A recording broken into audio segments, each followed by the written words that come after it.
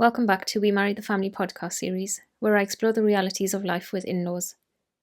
I'm Dr. Nadia, a counselling psychologist and founder of We Marry the Family, an international support group and coaching program for daughters-in-law. Today's episode is the second of two episodes on the issue of privacy. Last time I discussed privacy issues related to the physical dimension. This week I'm focusing on the emotional dimension. It is a longer episode than last week's, but I feel like this topic of privacy is such a big one that even still I have condensed a lot into this episode and covered very thoroughly different dimensions of emotional privacy, but I'm sure we could have conversations that go on and on these topics. When I talk about emotional privacy, this is something that's related to your inner workings, having the privacy to be alone with yourself, having the privacy to keep your thoughts and feelings to yourself, and being able to choose who you share personal information with. It's about your sense of ownership over yourself, your decisions, your thoughts, your feelings. Just like boundaries are needed to address and maintain privacy in your physical space as a daughter-in-law, they're also needed to address and maintain emotional privacy as a daughter-in-law and as a couple. Naturally, being a married couple in a multi-generational household means that your marriage is more likely to be open to the influence of others, especially if you allow it and don't have boundaries in place already. This is one of the areas where I see it the most, this feeling of you not just being married to each other, but being married to the family. Your in-laws might want to be involved in a lot of different aspects of your marital relationship, including your day-to-day decisions around your routines, to bigger decisions that should only be between you and your spouse. They might even be getting involved in conflicts between the two of you. Your in-laws are older. They see you behaving in certain ways or see you as a couple doing certain things that they have different views on. They're a different generation and have lived life differently. It doesn't mean their way is the right way, but they can feel like they know better, and sometimes they do. They might have more wisdom from more life experience that they think you could use. But we know it's not always helpful and doesn't always go down well. So it's important for you to, take what resonates for you, take what you feel is helpful, and be strong enough and know yourself enough to know where you draw the lines in taking other people's opinions on board.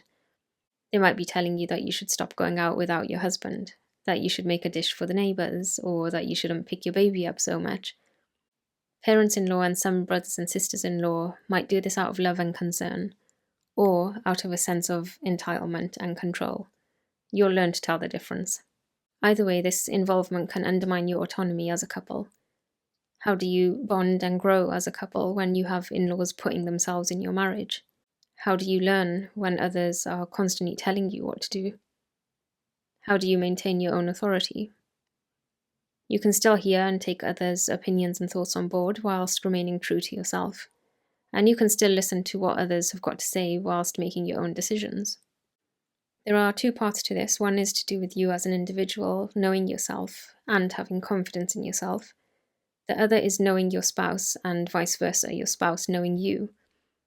There needs to be, a synergy between you two. As a couple, you need to make sure that you're agreeing on decisions together instead of allowing others to make them for you.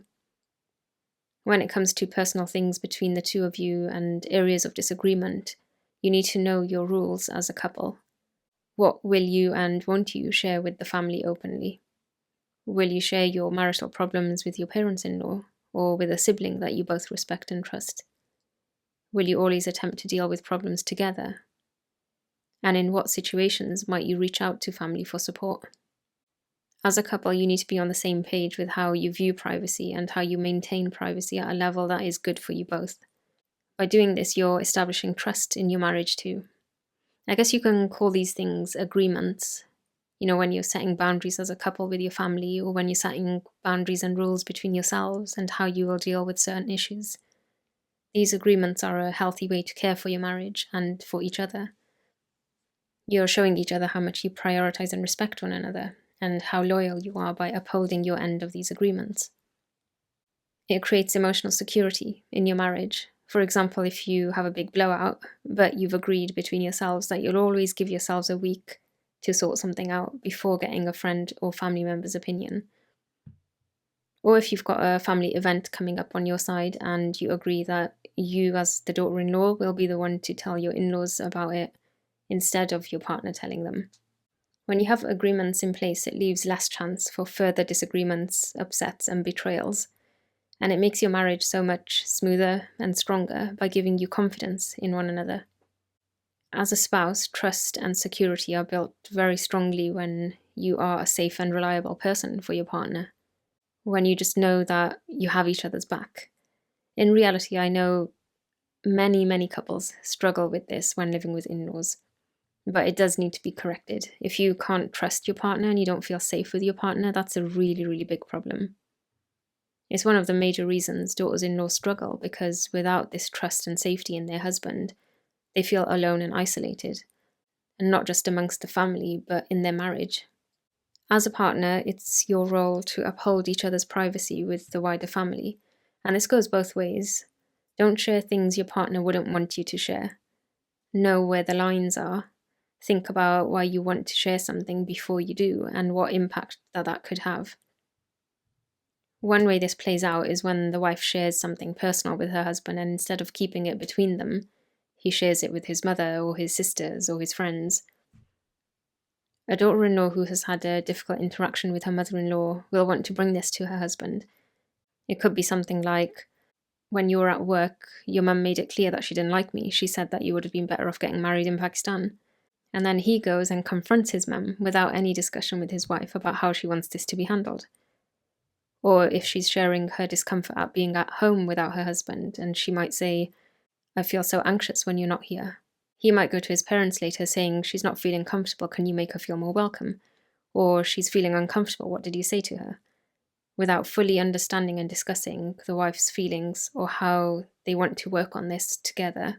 When a line is overstepped like this, it's a betrayal. Part of the trust between husband and wife gets knocked, and when this happens, you need to rebuild it. Sometimes it's an honest mistake, things are new and the couple are unsure, but this is why you need to consciously and transparently have these conversations with each other. Otherwise, you won't know what's okay until something or someone is not okay anymore. Another way this can show up is when the daughter-in-law discusses private marital matters, especially her grievances about her husband, with her family or friends instead of with him. You need to ask yourself why you're talking to other people rather than talking to the person that you should be talking to. It could be something like if the husband is spending lots of time with his mum without realizing that his wife's feeling alone or missing him. Instead of bringing it up with him about how she's feeling, she talks to other people. People outside of your marriage are not going to address the issues within your marriage. You're the one that needs to do that. Maybe you find it difficult to share your feelings. Maybe you think he's going to get upset and angry, so you think you're protecting him and your marriage. Maybe you fear confrontation and conflict. Maybe you feel that if you bring this up, it will show your insecurity or it will change how your husband perceives you. Whatever the issue, it's something that you need to address for yourself. Let's take a look at a different angle on emotional privacy when it comes to you individually. Each person will vary on how open and private they are.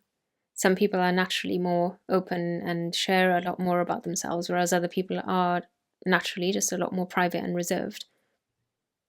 In general, openness is what allows you to create and maintain relationships. If you weren't open, you wouldn't connect with anyone. But a level of privacy around yourself can have disadvantages and advantages. Obviously, on one hand, if you're choosing to limit what you share, that can be a way of self-protection from others, especially if sharing feels exposing. But on the other hand, it can create an internal conflict with your need for connection. If you are continuously suppressing yourself, it is going to lead to psychological stress, feeling increasingly mistrustful, or losing your connection with yourself as well. So do you create connection and risk vulnerability, or do you protect yourself and risk feeling isolated? There is a line between when self-protection becomes defensive and can create disconnection in your relationships.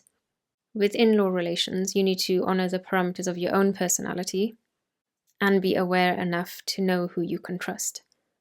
I've worked with women who thought they could trust a sister-in-law with their most honest truths, only to then be confronted by their mother-in-law or other family members about exactly what they've said. It definitely makes it hard to feel close to family when trust is broken like this. You might feel quite lost, ashamed, regretful, and emotionally insecure. The thing is, when you spend time with people, you do learn about them. And when something as shocking and hurtful as a betrayal like this happens, that's also a learning about who you can and can't trust. Start with what you know about someone and also believe them when they show you who they are. Some in-laws who don't have healthy boundaries will feel entitled to know a lot about your life and your decisions. This shouldn't be confused with in-laws who don't have boundaries and they themselves are just generally more open people and want to build a relationship with you. Remember, it's through the openness and sharing that connections are built. And boundaries are not something that are, quote unquote, normal in many of our racial majority households. We have to have some compassion and gentleness for parents because of the cultural gap, their lack of emotional awareness, their lack of emotional literacy, and the gaps in their knowledge about what's healthy and unhealthy. Not only are our cultural values collectivist, meaning that we focus on the group more than the individual, but there's also a lot of trauma in our elders' generations that we're only now beginning to acknowledge. It's such a pet peeve of mine when our generation start labeling their in-laws and their parents as immature and toxic because of these generational gaps. It ends up being then that some daughters-in-law will behave in entitled ways, rather than realizing that there's cultural differences here. When your mother-in-law asks you where you're going at 7 p.m. with friends, she might just be concerned or interested and not trying to control you. The key differentiation here is the word entitled. If your in-laws feel they have some sort of entitlement over you, that's the issue. This might look like wanting to know all of the details of your decisions and behaviors in a sort of obsessive and unnecessary way. What have you been doing upstairs for the last 20 minutes? Why are you taking so long in the bathroom? Who are you speaking to on the phone? Where are you going? Who are you going with? How much are you getting paid in your new job? There's a saying from the Prophet Muhammad, peace be upon him, where he says, "Among the excellence of a person's faith is that he leaves that which doesn't concern him." These days we have way too much interest in other people's lives. It can be hard for anyone to maintain a level of privacy. Imagine this. A daughter-in-law is on her way out the house for her waxing appointment, and her father-in-law is insistently asking her where she's going. And obviously she's trying not to give this away, so she uses short responses like, "Oh, I'm just going out. Just round the corner, I'll be back soon. I'm just going to see a friend." But these responses are not cutting it, and he's asking her again and again, and for different kinds of information. And then she ends up having to lie to protect her privacy. Or a daughter-in-law who's having a private conversation with her mum on the phone, and her mother-in-law is eavesdropping from outside the bedroom door. Or a daughter-in-law who's out seeing her friends for the first time in 2 years since getting married. And her husband keeps calling her, telling her to come back home because his mum's asking where she is and saying that she's been gone for too long. In all of this, where is the daughter-in-law's autonomy? It's like she's owned by her in-laws and is extremely infantilizing, meaning that people treat her like a child. Infantilization can have a negative effect on self-esteem, leading someone to doubt themselves, to feel disempowered, and to not take full responsibility of themselves or their lives. And that takes away from their agency and freedom.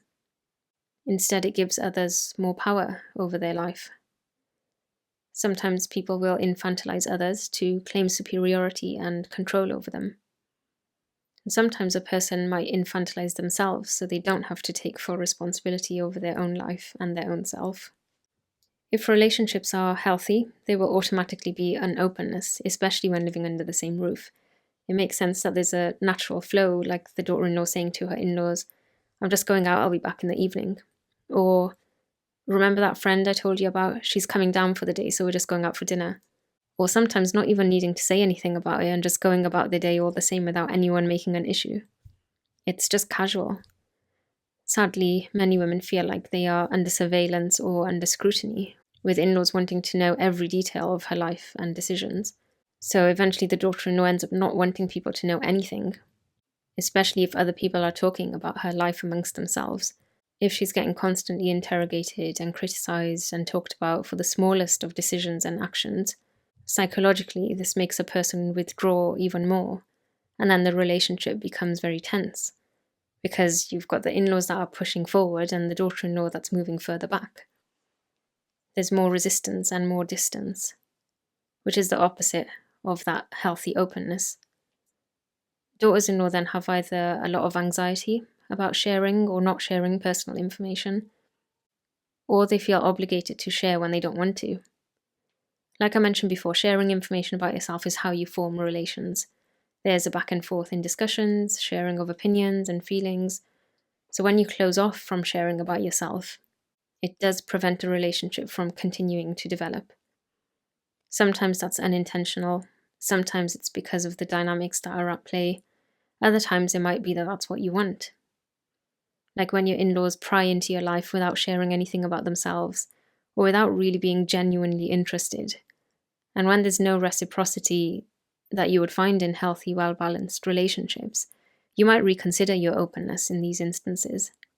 There's nothing wrong with, being asked questions or asking questions, but it depends on the quality of the relationship and the intention behind the questions. Someone genuinely asking you, when are you going to your mum's, is different from someone asking you the same question with judgment. And it shouldn't feel like an obligation to divulge personal information. If you're feeling defensive and resistant anytime someone asks you a question, you need to think about what's going on for you internally. Sometimes the questions are coming from a place of either making small talk or wanting to connect with you or feel part of your life. But for some people, these questions are coming from a place of prying and nosiness, and sometimes from a place of control and manipulation. You'd have no issue in letting people know about your life if you're close to them. But if your relationships are not good, and the person wants to know all this personal information, it doesn't make sense, and it's very jarring on the relationship. As a daughter-in-law, if you've felt interrogated, or if you've had experiences where your in-laws want to know personal things and then use those same things against you, you might become a lot more private, closed off, and start shutting people out, even if you're living with them. There are instances where invading someone's privacy to such an extent becomes emotional abuse. It can make it difficult to know who you can share information with, so it's a process of figuring out who you can trust, which is normal in all relationships. So give yourself the time to find your way through. But because it's family, there's often an unspoken expectation that personal information will be shared and has to be shared, without taking into consideration the level of connection in that relationship. Many daughters-in-law learn the hard way. When you're new into a family, you might be open and trusting, but then you have unexpected or hurtful experiences. It's normal and healthy to reevaluate your stance in those relationships. If you've told your sister-in-law something in confidence and then your mother-in-law brings it up later, you know there's been a break of trust. Or if you've shared something in private with a family member and then you hear them mocking you about it in conversation when you're walking past. Or if there's another daughter-in-law in the family, you might think you have a shared understanding and she will relate to you, but then she discloses your feelings to your mother-in-law or sister-in-law. These types of occurrences are also an indication of unhealthy family dynamics where there is a cliquey type of group formation and one person is excluded. Sadly, sometimes people show you that you can't trust them. And when these people are your in-laws, that can be a really challenging path to navigate. Or it can be simple and easy. It's easy when you know who you can and can't trust, and you allow yourself to keep a healthy distance without feeling guilty.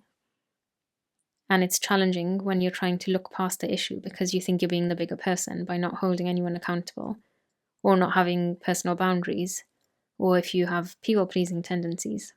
Another challenge here is that daughters-in-law can feel culturally forced to maintain a broken relationship just because someone is a quote-unquote close family member, when in reality that relationship is full of mistrust and angst and isn't mutually respectful or beneficial. But sometimes it's the daughter-in-law that can be on the other side of that and betray the husband's trust or the family's trust. So it does go both ways. I hope this episode has given you insight into the importance of emotional boundaries and emotional privacy as a couple and as a daughter-in-law. And I hope it's given you something to think about if you do have relationships in which the trust is broken. Taking back your autonomy and your agency over how you are in relationships is very powerful. As challenging as it can be in some families and in some households, you can choose to relate differently to different people in the family depending on how well you get on with the person and how much you can trust the person. If you've benefited from today's episode, do like, comment, share, and subscribe. If you've been affected by anything discussed in today's episode or would like more support with any of the things that have been mentioned, you can visit my website to join the Daughter-in-Law's membership or book in for one-to-one therapy with myself or another therapist.